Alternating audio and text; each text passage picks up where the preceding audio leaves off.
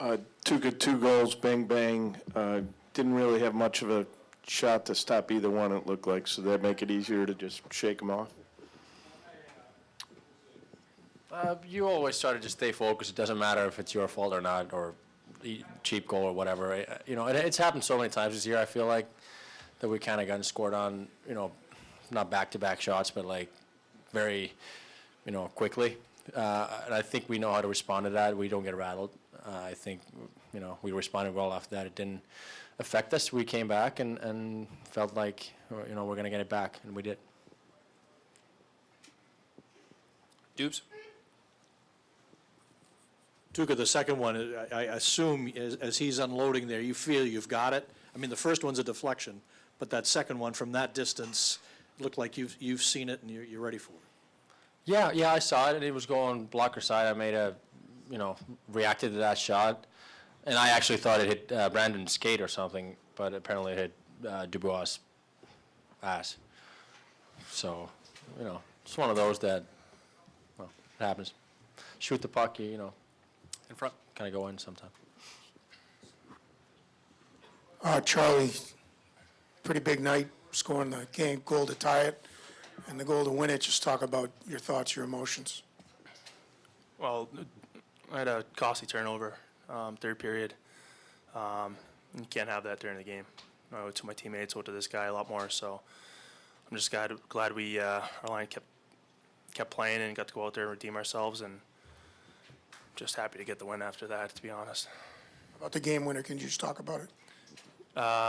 Yeah, I think it just started D-zone, and we just made a good play to just get it out and flip a puck out, and it's hard on their D-man backing up like that. So I know made a great play. He got it. I was calling for it, actually, so thank God he looked me off and gave it to Joe, and we saw Joe in the first, or in the tying goal. Just an unreal pass, and he did it again. I'm just on the end of it. Emily? What does that moment feel like?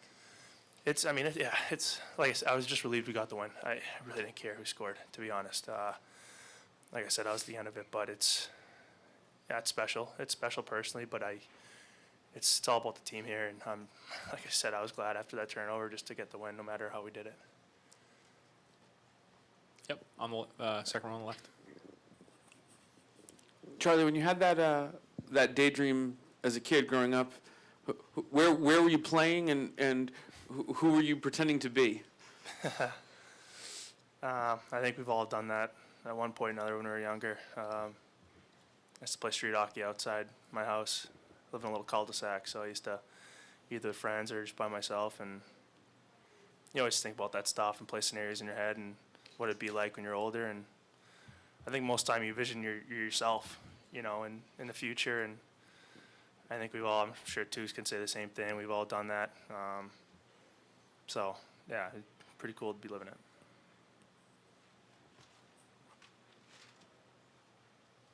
Anyone else? Charlie, how do you see the chemistry just developing with you and Marcus? You haven't had a ton of time together, but what has that been like? Yeah, it's sometimes it depends who you're with or how things click or don't click, and when you're with someone new, and we felt good on those plays, definitely. He's such a gifted player, and those passes are right on my stick and just tapping it in. But it's a work in progress, I think. It's something you can work on in practice and get some reps in there and get to know each other. And off the ice, too, you get to know each other a little bit. And we carpooled to the plane or to practice a few times and get to know each other. And that way you're comfortable with each other off the ice, and on the ice kind of translate in a way, I think.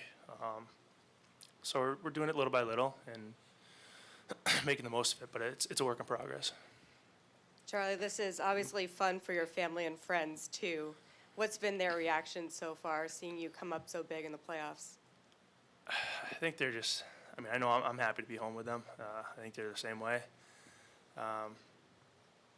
They find a lot of joy in coming to the games and just watching and just being here and at the Garden and knowing someone out there. So it's special for them, it's special for me. But they're having a great time, I think. Dubes? Charlie, I know we've asked you this since you got here at late February. What's it like being back? But in this context, what's it like being back?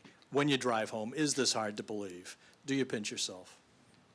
Yeah, I mean, you just try to stay in the moment, really. You know, especially playoff time, you always say you can't get too high, you can't get too low, even if you really want to, and it's hard to contain yourself sometimes, and a lot of outside noise that